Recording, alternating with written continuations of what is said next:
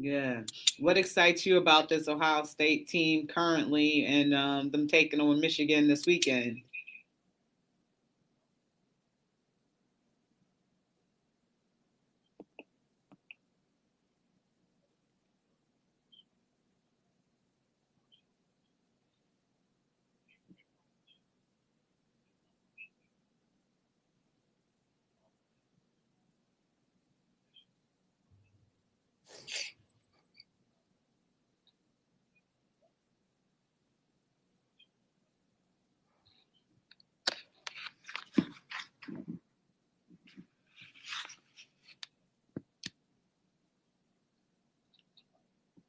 Hmm.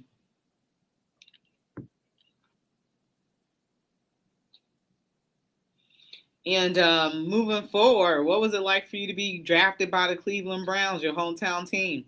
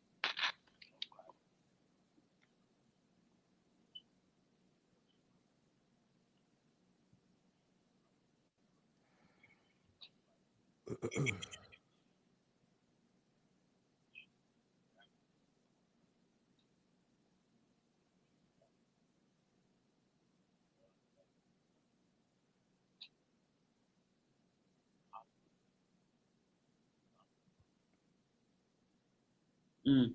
And what do you think about American capitalism right now, where you have such a large wage divide? Yes.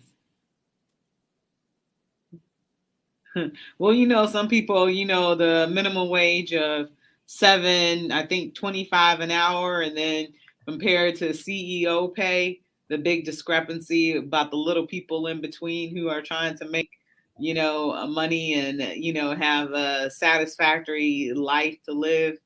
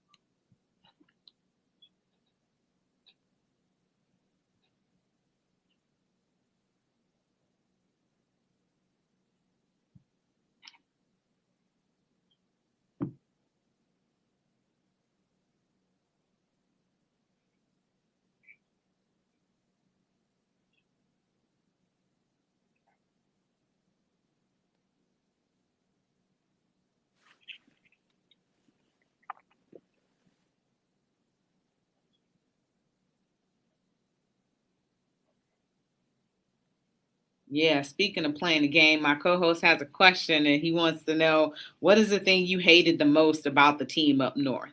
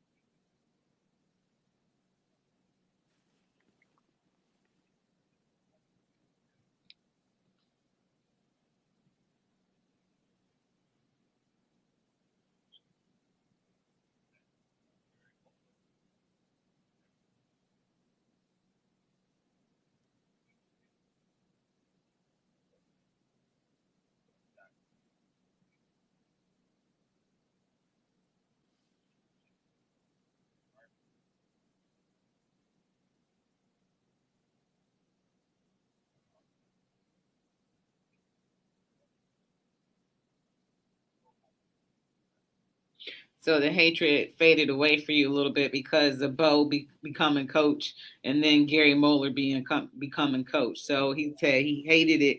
He hated Michigan as a student, but then once some of his personal friends left to go to Michigan, he didn't hate it as much. So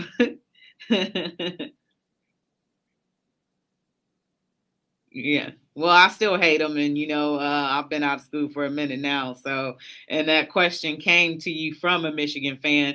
Before we let you go, talk a little bit about the Browns and what are your thoughts about the state of the Browns today?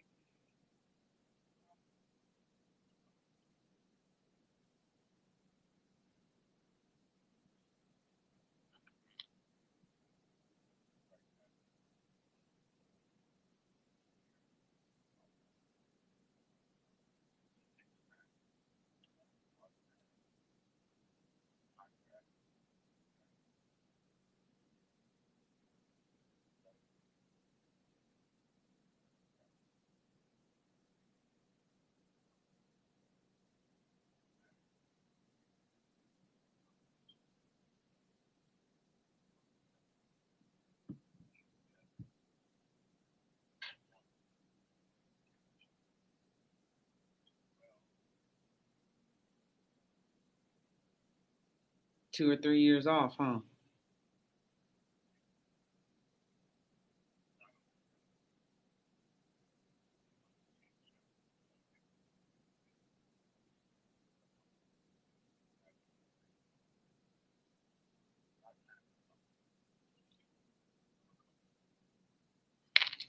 And final question before I let you go: is Baker the quarterback of the future? Jury still out on that?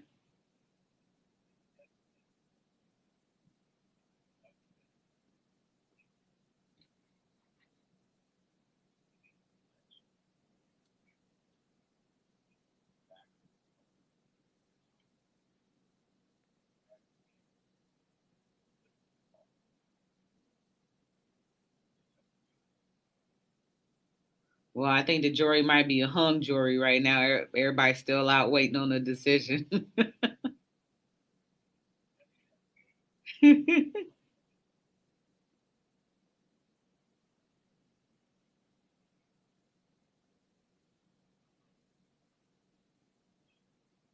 Well, Mr. Tidmore, I want to thank you so much for being a guest on Her in the Huddle, and hopefully we can get you back on another time to talk a little bit more of football with us. But I just want to thank you so much and wish you the happiest of holidays.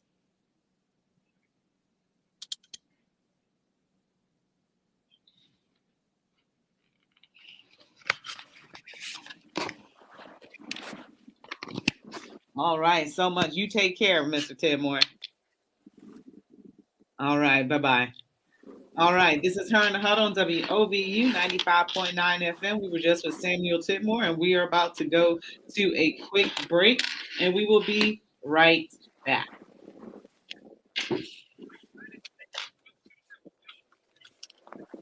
America has requested approval from the Food and Drug Administration Okay, sorry about that, y'all. When they go through the phone, because he's like 85, he wanted to call in. So when they go through the phone, I guess they can't hear like they could StreamYard. Can y'all hear me? Yeah. Yes. Oh, okay. So that's what happened. So sorry about that. So we all set. We're about to bring it back in after the commercial. Today? Okay, cool. Thank you. Oh. I have a major headache, man. Oh my gosh. Thank you. I appreciate it. Marshawn. What's up, man? What you eating, man? You always eating something. Fruit snacks. I'm starving. How what's the degree? How many degrees is it up there? 33. Oof. It's cold. It's cold. You can tell them My bones don't deserve this type of weather. 5 points. They almost won. They could have won that game. Oh yeah.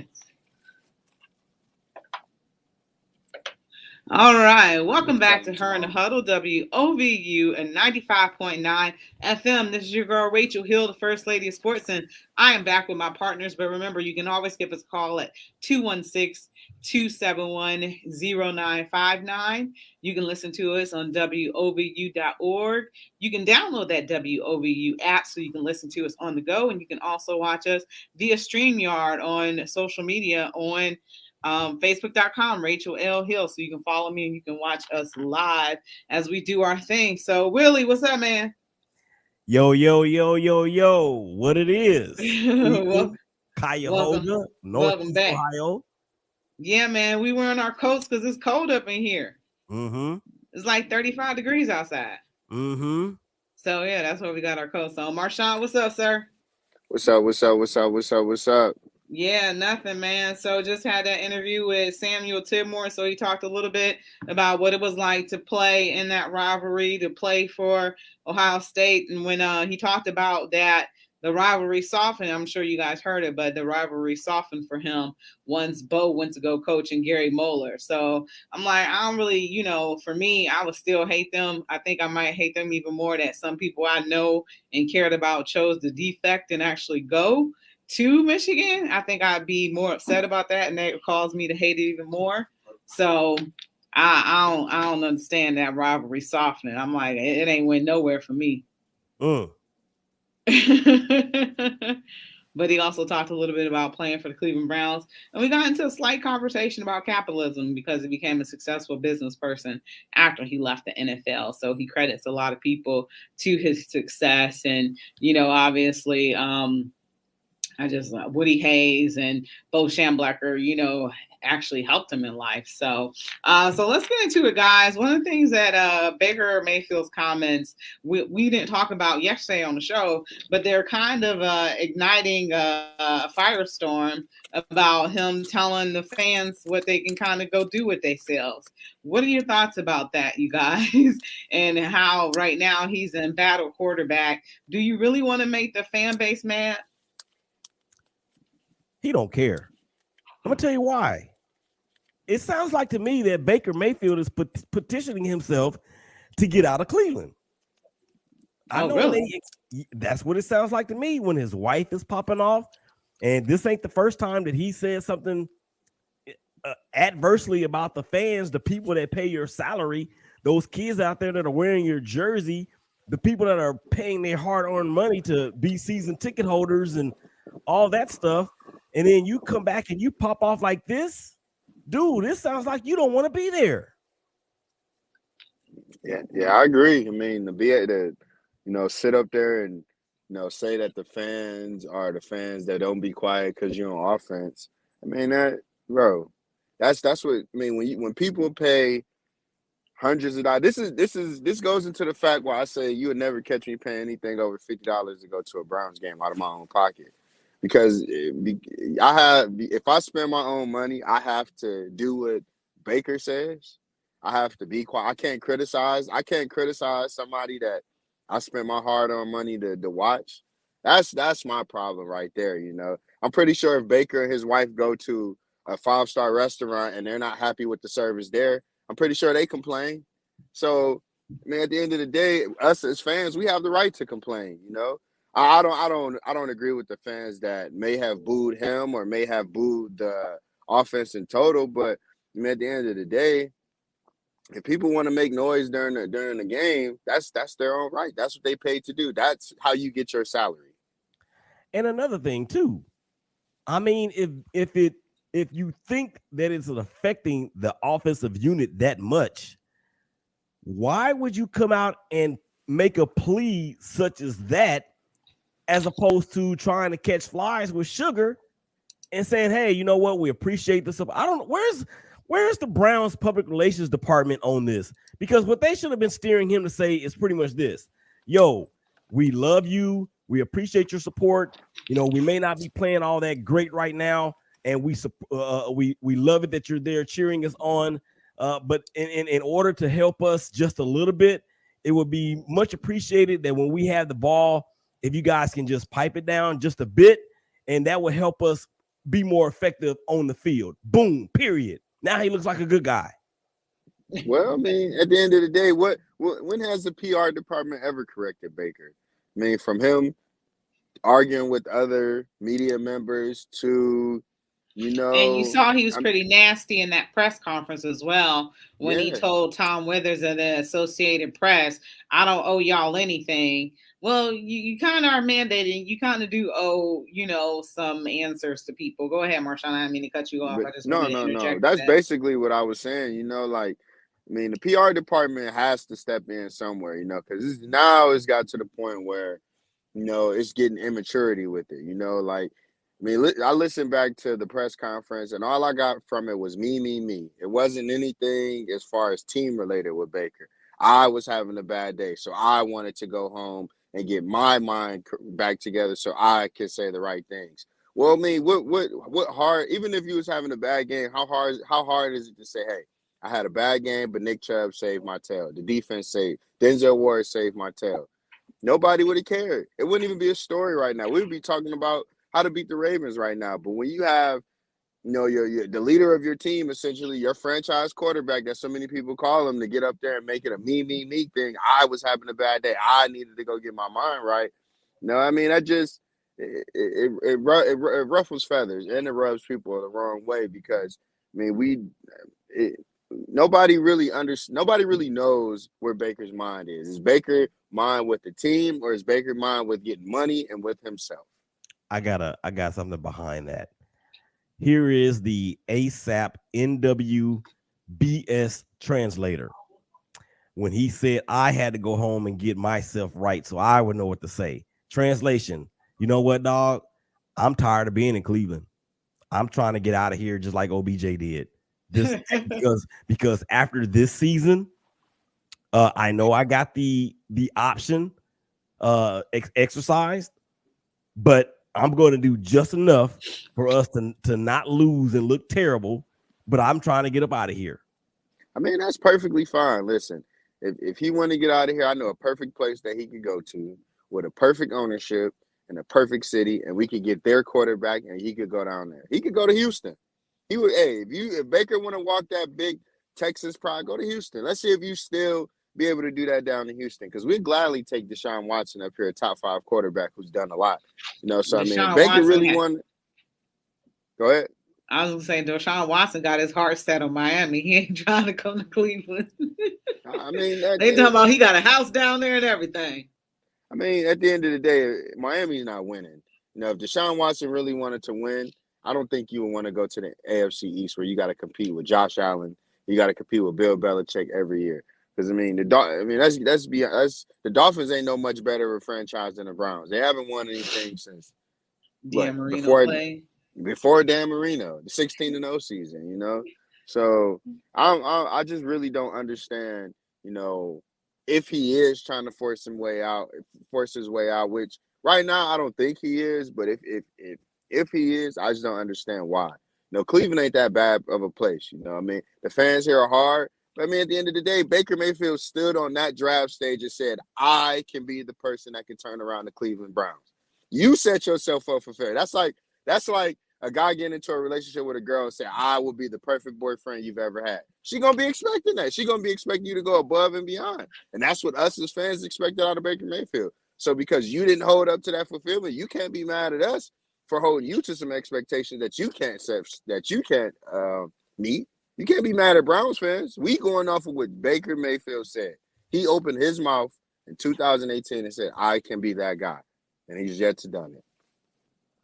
Yeah, and then he also has an adversarial relationship with the media, and one of the things you got to keep in mind is that the media has the ability to shape your image, and sometimes they won't write flattering things about you if you're being mean. A lot of them are very objective, but Baker makes himself look bad. You can hear those press conferences, and you can hear the way he talked to people. So it's not endearing that not only are you we actually won that game. We're all acting like it's a loss, but we actually won that game. But then when you actually start losing, or we are losing, and then you want to be nasty about it too with a nasty attitude, that doesn't make for very favorable articles and commentary to be about you as well, because look what's happening this week. But he brings it on himself. I would love for Baker to play 1 year in New York. See if you can survive. You think Cleveland media is bad? Let's see if you can survive the New York media. Let's see if you can survive the Dallas media. Let's see if you can survive the Chicago media, the DC media, any of that. You think Cleveland media is bad? I would love to see if Baker could withstand what Daniel Jones is dealing with in New York. What Tom Brady dealt with in Boston. I don't think he's talking about his mental. I mean, mental health or whatever. Now he wouldn't be able to make it in the. They would eat Baker. Philly would eat Baker Mayfield alive. You can't make it in Cleveland. Go play for the Eagles. Well, they would eat. Emily wouldn't be able to come out the house in Philly. They would eat her alive. And we taking it easy on Baker. I feel like to me, granted, I listen to both. I listen to all sports radio shows all day, every day during the Browns week. Some stuff, yes, is I feel like it's bad. But then some things they actually kind of side with Baker and just be honest, being real. I think Baker wants the media to kiss his butt. And unfortunately here we don't kiss butts, man. We've been through 31. Baker be the 31st quarterback I've seen in my lifetime that played for the Cleveland Browns. 31. You think we just gonna demolish? You think we just gonna speak bad on every quarterback that goes through here? We want a winner. If you winning, man, if Baker Mayfield win one Super Bowl, he'll have a statue in Cleveland and Cleveland Heights, downtown, West Side, Burke Lakefront Airport, Hopkins Airport. He would have a statue any and everywhere. I wouldn't mind seeing a progressive. You can make a progressive commercial with Art Modell for all I care, But right now, I don't want to see. It blew me away when I seen a progressive commercial yesterday with Bernie Kosar. I thought we was done with the progressive commercials, but they got a whole brand new one. Was in one? Yeah, it was one about pretty much, in my opinion, the way I take it is Bernie's passing the keys of the kingdom to Baker because he asked him what was the Wi-Fi to the kingdom, and Baker told it was like X, Y, Z. A bunch of audibles that quarterbacks call and things of that nature. And, I just kind of feel like, man, what is this progressive commercial adding up to? Is this progressive commercial going to heal Baker to make him 80% and get us a dub against Baltimore? If not, but to be fair, though, those commercials are filmed way before the season starts. So I don't trip on those because they, done when football is not in session. I feel like, make all the money you can, while you can do it, however you can do it. But I can't fault the commercials. Here's the problem though. It's a problem when your commercial count is higher than your QBR. Yeah, but he know it's going to be that way. How he know that's gonna happen though? You don't know that's gonna happen going into the season. He can control how he plays. Yeah, but that don't got nothing to do with his commercials. But what I'm saying is that he can control how he plays. Okay, he may not be able to forecast what's going to happen in terms of injuries, but what he can control is how he responds to certain things like this. And yeah, I'm gonna be honest with you. Some of those progressive commercials are very funny. They are. The one where he has the dude up in there house sitting and They got all the trash. They're saying trash days on Tuesday. And when you pull leave, them out, pull the dumpsters out. Yeah, and when you leave, make sure you punch in the code, which is 6. Yeah, okay, that's funny. But none of that amounts to anything, dude, if you're going to make these cryptic statements about which shows that you possibly don't want to be there. I mean, that's true. That is true. If Baker wants to be here, I mean, you got to act like it, man. You got to show us that you want to be here. Be a little bit more mature. You know, don't always walk around with this chip on your shoulder like that. You like something has to fuel you to be great. Like Baker should wake up.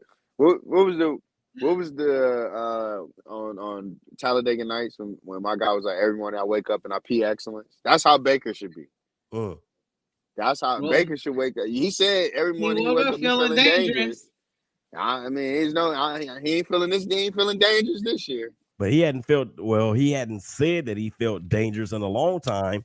But his messages appear to be dangerous to the Browns and to the Browns fan base. I mean, it's just unacceptable. And maybe Baker and what's his wife's name? Hannah? Emily. Maybe Baker and Emily really believe that the Browns will not be able to do any better at the quarterback spot, which is. And here's the thing, man. You know, this is the thing that kind of ticks me off. You know, everybody. I hate this, man. I'm getting a headache thinking about it, Willie. Everybody feels like, oh, if we lose Baker Mayfield, we'll go back to where we were 20 years ago. You know why we were in that situation 20 years ago? Bad owners, bad front office, bad culture, all like that. I was listening to a podcast my man Dre Knox called Brownstown. Willie, if you really want to jump on board of this Browns bandwagon, I'm actually texting to you. I'm gonna send it to you. You got 16 episodes to listen to. Okay. But anyways, we're basically what he said was, I forgot what I was gonna say. Sheesh. I forgot what I was going to the Brownstown podcast. Okay, sorry. Basically what he said. Basically what he was saying. Must be big. Yeah. Basically, what he was saying was that, you know, other teams have coaches. Browns. I mean, Eagles got a culture. Patriots got a culture. Dallas got a culture. Seahawks got a culture. 49ers haven't won, and since I've been alive, they have a culture. We don't have a culture. And 2 years ago, when Stefanski was still coaching, 3 years ago, when Stefanski was still coaching with Minnesota. And Andrew Berry was with the Philadelphia Eagles, they were secretly texting each other, talking about how much they would love to work together. So these guys were already on the same page 3 years ago. So so at the end, I feel like this. If you got two guys who already want to build a culture, who already been on the same place, what makes you think they can't do anything without Baker Mayfield?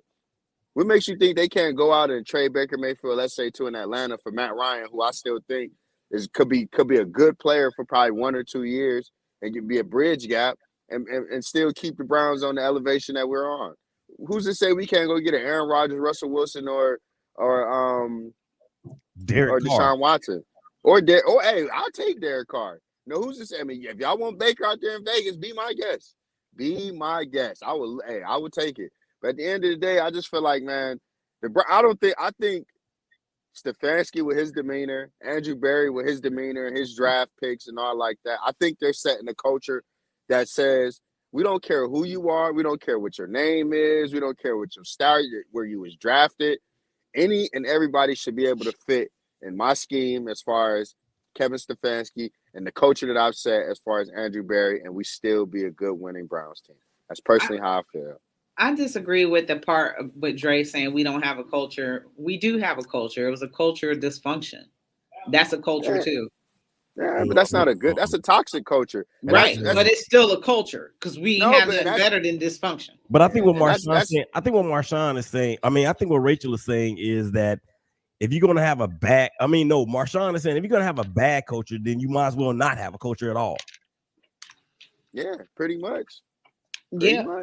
Yeah, but dysfunction was all they knew, but dysfunction is a culture as well, too.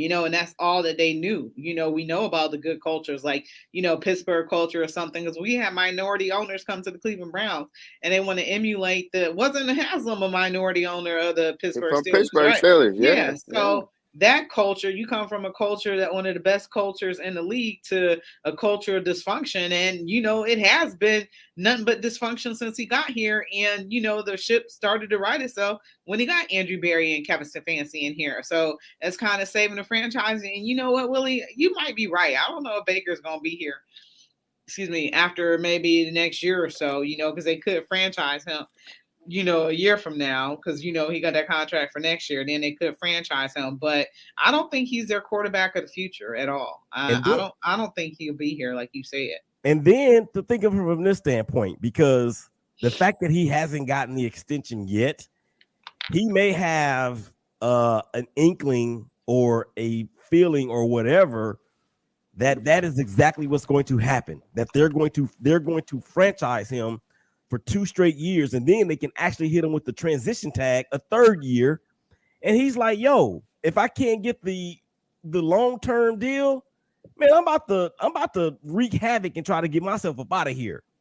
Maybe man, that's nuts. That is nuts. And then he really gonna have an attitude then. But fellas, we gotta take a break right quick. We'll be right back. You're listening to Her in the Huddle on WOVU and 95.9 FM. We'll be right back. Long haulers make up 30% of all people infected by COVID. What's a COVID long hauler? People referred to as long haulers have a condition called COVID-19 syndrome or long COVID. How do you know if you're a long hauler? Long haulers are people who have COVID-19 and have had it for weeks or even months without fully recovering. Some long haulers experience continuous symptoms, while others recover for weeks at a time and then relapse with new and or old symptoms. What are the symptoms? The most common long hauler symptoms include coughing, ongoing fatigue, body aches, joint pain, shortness of breath, loss of taste and smell, difficulty sleeping, headaches, and brain fog. For more information about long COVID, go to WOVU.org. This message is brought to you by WOVU 95.9 FM, Burtonville Carr Community Radio.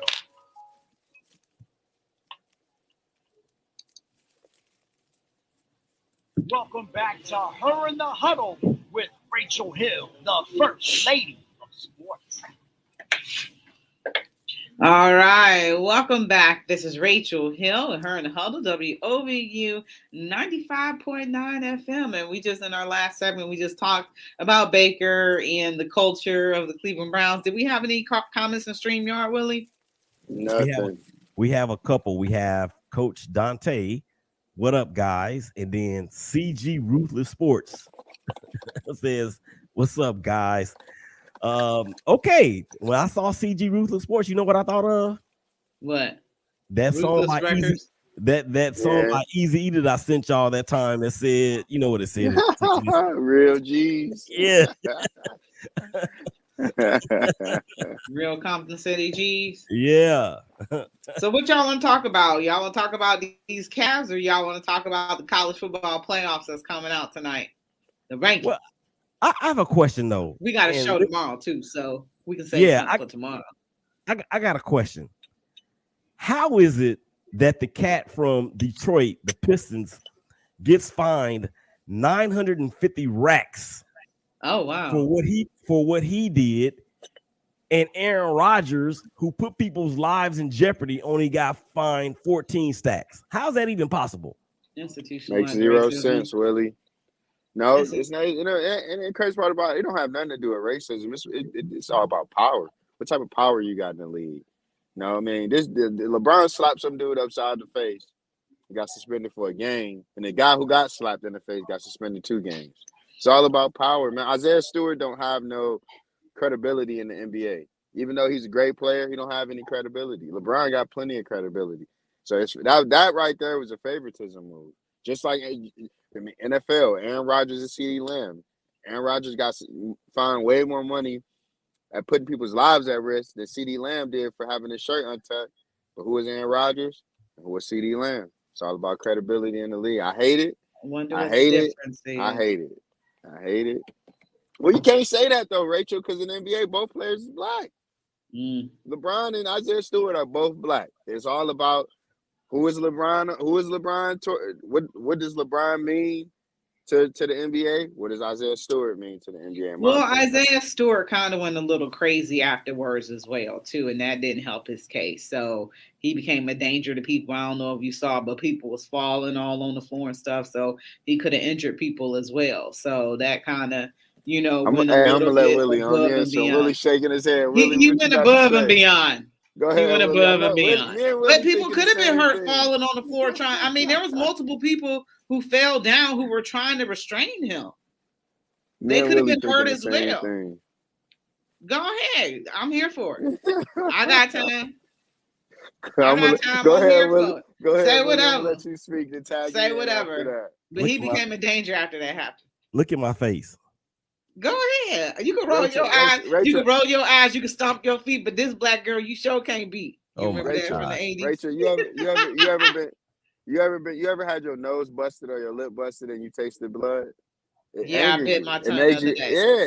No, I'm saying if somebody punched you in the Somebody else. mouth, At and the expense of yeah, somebody so else. not you, somebody else punched you in the mouth. Somebody else punched you in the nose. Somebody else hit you across the face. If you could easily. One thing I learned about Isaiah Stewart yesterday, I didn't know. You know, this dude he grew up as his hands is licensed. He's a professional. He's a So why boxer. didn't he just hit him? He was like not even a foot Because apart his from him. hand, He should have just hit him back. if he would have punched LeBron in the face, that's a felony. His hands is registered. His hands are Like registered in Con the state. Air? Like Yeah, Con Air? if he would have, I'm pretty sure if he would have punched LeBron in the face, he probably would have broke something. You know, let's be honest. It's a But chance you take. what me and Willie are saying, it's different when you get punched in the face and blood is drawn. It's like a bull. I see red. You know, you can't tell nobody how to react once. I mean, did you see how much blood was leaking from that man? He was heated. He was gushing. I would have tried to take on the whole team too. You know, at first he talked No, to you LeBron. I wouldn't. read his lips. I No, read you his lips. wouldn't. Said, No, I you read his wouldn't. lips. He said, man, you got to watch out for that. And he backed away. He ain't want no smoke with LeBron. And it wasn't until that blood started drawing down his face. That's what he wanted. He wanted to beat up any and everybody in that stadium. He didn't care if you played with him or played against him. He did not care. Doesn't matter, man. It doesn't matter. That fine is, what's the word I'm looking for? Exorbitant. Yeah, that is that's ridiculous. That fine is terrible. I don't look. People who get arrested for felonious activities don't get bail amounts that high. So when you look at it from the standpoint of what he did in accordance to what he could have done, okay, you can't arrest a person, man, for what they almost did. You can't fine a person that type of money for what they almost did. That's 950 racks. We're not talking about 14 G's. We're talking about 950 racks. That's $1 million. Yeah, it's a lot of money.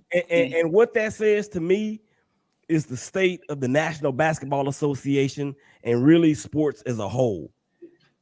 They are so adamant in trying to send a message to somebody for something that doesn't even warrant that. That punishment did not fit that crime. I'm sorry. No way, no how. Now, what Aaron Rodgers did, he should have been fined, $300,000-$400,000. Because he I would have taken a couple M's. Well, I'm saying at least. So because he put people's lives in jeopardy, potentially. So yeah, that's different because Aaron Rodgers, man, had somebody else gotten affected, they would have been doing the same thing that the NBA did last year on March the 20th. They would have shut down the entire NFL. But for this dude, man, who got some blood drawn from arguably the most polarizing sports figure on the globe, and you're going to give him that type of fine? Man, that don't add up, dude. Oh, yeah, the fine amount is egregious. I definitely do agree with that. I was just saying that, they tacked on more once he went around like a bull, like Marshawn said. But yeah, the fine is exorbitant, and I don't even know what his salary is, but I think he only a second-year player, so he ain't making that much. No. So that's gonna hurt. And maybe it was a typo. As a matter of fact, y'all keep talking. I'm gonna go and look because that just seems like to me that it was too much. Yeah, no, I definitely agree. I feel like, you know, the punishment and the crime didn't meet. You know, What was guy got LeBron's fine? Did LeBron have a fine? he got suspended. No, he got suspended for 1 game, and Isaiah Stewart got suspended for 2 games. So essentially, it's a game check. So, I mean, for LeBron, that's probably about $300K. For him, that's probably, I don't know. I don't know what he makes, so I wouldn't be able. But I know LeBron is up there in the 40 million, so that's about 300 to 400,000 a game. But that ain't He's nothing to missing. LeBron, man. No, that's Right. That's a LeBron. tax LeBron. write-off. That's allowance that he give his daughter. Miss Zuri with her cute self. Mm-hmm. Well, But man, so I tell you this, one thing I will say, I can't no longer speak bad on the Cavs. The last night I said they was gonna lose by 20. yeah, that's You know, what I was just about to say. DJ Chris Styles was like, don't forget to tell him that he said they was gonna lose by 25. well, tell Chris Styles I'm sticking on my 25 because Ohio State gonna be Michigan by 25. I hope you hear that. Ohio State Yeah. is gonna blow the doors off Michigan. Yeah, but the Cavs was in it the whole game. They was leading. The Brooklyn Nets, I don't know if they look like they some world beaters and they gonna make it to the Eastern Conference Finals. I don't know. James Harden, he had below 20 points. Kevin Durant, and normally I try not to complain about officiating, but it's like if you literally blew on Kevin Durant or James Harden, they blew the whistle. The Cavs played hard. It's just the injuries, man, is just killing us right now. Darius Garland had went out for a hot second, and when he went out, the team lost his rhythm. They was cold. They was cold from 3-point arc. They just was cold. So obviously, the offense and defense runs through him, and they kind of lost that sense of identity and was just jacking up shots. So it was a pretty much close game the whole game, but at the end of the day, the Nets just had more firepower at the end. And I told y'all one time, somebody told me that the good teams just got to play hard for 5 minutes, and it wasn't even that the Nets played hard for 5 minutes. They just kind of got lucky at sometimes. But Cedi Osman is going to be back, so that'll be helpful. Lauri Markkanen was back, and also Jared Allen was back. So that helped. They poured in over 40 points, so that definitely helped as well. They still need that main guy. Until the Cavs get that main guy, that can close games for them, they don't have nobody right now to close games. No. It was Colin Sexton, but I personally don't see Colin Sexton as a closer. No, I think they need somebody else. I like I've been saying, I think if the Cavs, whatever happens with this season is whatever. They're fun to watch, but again, the expectations aren't high for them. But if the Cavs go out and they compete and they can bring in a veteran 2-guard or a wing or something of that nature to pair with these young guys, I think they'll be okay. I think they'll at least be in the top 10 as far as tournament time. But with a lot of guys getting injured, no real superstar to close out games. Only guys that could get them, that could really battle for 3 quarters. It's gonna be the same story every night. Yeah. Okay, guys, I'm not finding anything else other than what what's his name? Shams Charania? Sharani. Yeah, he reported it on Bleacher Report that it was a $950,000 fine for Stewart, but I'm not seeing it anywhere else other than Bobby Marks, who is of course the he's a GM insider for ESPN, says that the suspension will cost LeBron James $284,000, and Stewart will cost him a total of $45,200 per total for each totaling for both games. So it doesn't say anything about that $950,000. So but if that were the case, we could say that. Not. Yeah, so I can retract that right here on Her in the Huddle, right here on WOV You. Yes, Oh. sir. You. Oh, you. You owe. Yeah. Okay, anyway. Ah, So Anyway. yeah, had to clear that up. Yeah, I hope that fine isn't that much because I just think about, obviously he's making more than me, but what that fine does for somebody that young under a rookie contract, they always have those money issues already as it is, being young and people trying to take for them. So hopefully it he didn't go make out that way. He make 3.7 million per year. So 900,000. That's a steep fine. That's whew, Yeah. All right. that's All a right. steep fine. All right, fellas, that's it for us today. Thank you so much for being with me. As always, we got a show tomorrow before Thanksgiving. So you've been listening to Her in the Huddle.